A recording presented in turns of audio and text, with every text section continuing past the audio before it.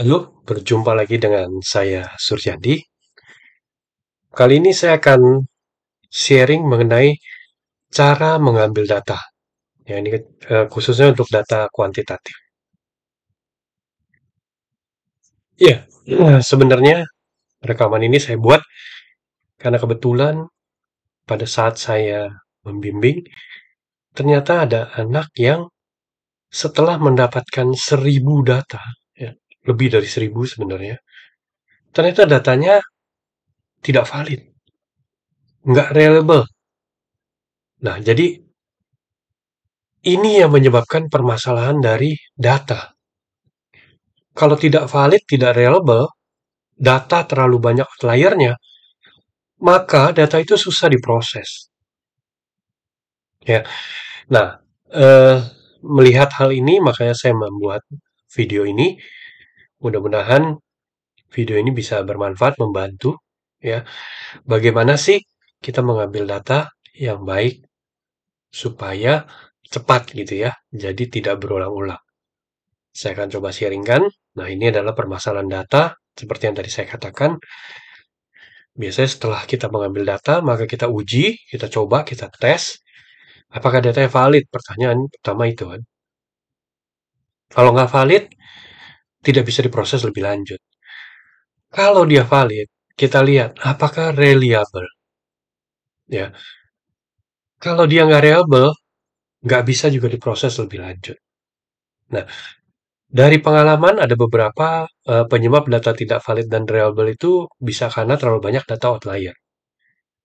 Cara melakukan validitas dan reliabilitas ada di video saya yang lainnya, bisa dilihat. Termasuk bagaimana cara mengecek outlier, bisa dilihat di video saya yang lainnya. Ya. Nah, eh, kalau data tidak valid, tidak reliable, terlalu banyak outlier, maka ini yang dibilang data itu bermasalah. Ya. Oke, setelah ini, nah data ini biasanya saya dapatkan untuk memproses melalui Smart PLS. Ya, dengan teknik yang biasa digunakan SAMPLS. Oke, nah strategi pertama untuk pengambilan data sebenarnya saya udah buat videonya, ya. Biasanya bisa dilihat di video saya yang lainnya juga. Nah, di sini saya akan berikan intinya aja. Biasanya untuk menghindari pertanyaan, kita gunakan pertanyaan yang ambigu gitu ya. Ambigu itu membuat orang bingung. Kalau contohnya gini, apakah Anda sudah kenyang? Nah, kenyang ini relatif nih. Lebih baik, apakah Anda sudah makan? Kalau sudah makan, mau kenyang atau nggak kenyang kan nggak kenapa gitu ya. Jadi kalau jawabannya makan, ya sudah, betul. Jadi kita nggak nanya dia kenyang atau enggak, karena makannya kalau cuma udah makan satu piring ternyata belum kenyang, nah itu repot. Makanya saya biasanya tekniknya saya gunakan pernyataan, ya dibanding dari pertanyaan. Tapi bukan berarti pertanyaan itu salah, nggak juga. Banyak pertanyaan yang jelas pertanyaan itu tidak boleh ambigu jawabannya, ya. Jadi bisa dilihat di video saya yang lainnya silahkan supaya lebih detail lagi ya di sana. Nah, setelah kita membuat pertanyaan atau pernyataan angket itu dengan benar, jangan langsung mengirimkan disebar langsung. Ada tekniknya biasanya ya. Nah, ini tipsnya nih. Kita sebar dulu maksimal ke 30 sampel, 30 orang bukan sampel ya, 30 responden. Setelah itu, di dalam angket kita tanyakan, apakah kalian mengerti semua pertanyaan dari angket ini? Kalau ada yang belum ngerti, tuliskan yang nomor berapa. Maka kita perbaiki. Lalu disebarkan ulang, cari 30 orang lagi, tapi 50%-nya orang yang lama, 50%-nya orang yang baru. Ya, sampai begitu terus, sampai semua orang bilang iya memahami. Nah, setelah 30 sampel ini apakah dengan uji keterbacaan aja sudah cukup? Belum. Jangan. Kita lakukan dulu uji validitas dan reliabilitasnya. Nah, cara uji reliabilitas dan validitasnya bisa lihat di video saya di Smart PLS ya. Apakah dia valid dan reliable gitu loh. Kalau ternyata dengan 30 sampel ini dia sudah valid dan dia sudah reliable. Ya artinya setelah itu silahkan dikirimkan ke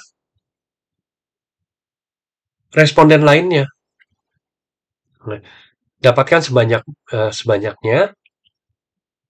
Ya kalau bisa eh, 1000-an itu sampel yang baik gitu ya.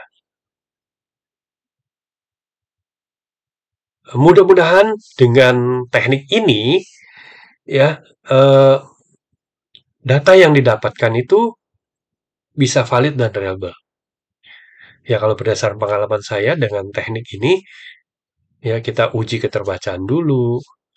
Udah gitu uji reliabilitas dengan small sample, uji reliabilitas dengan small sample ini biasanya eh, dia sudah menghasilkan data yang baik ya. Nah, makanya supaya tidak buang waktu pada saat mencari data, sebaiknya lakukan ini. Jadi uji sampel datanya ya. Setelah uji sampel data, nah setelah data itu kita dapatkan, apa yang kita harus lakukan?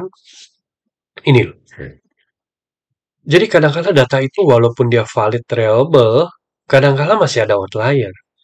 Nah, outlier ini menyebabkan data itu hasilnya nggak maksimal gitu loh pada saat hasil perhitungannya. Makanya biasanya sebelum kita proses ya, let's say kita udah dapat 1000 data, kita uji dulu outlier. Ya silahkan lihat di video saya untuk yang uji outlier. Setelah kita buang, baru kita proses di Smart PLS-nya. Makanya hasilnya akan lebih baik, lebih maksimal. Ya, oke. eh Kurang lebih itu sharing saya hari ini.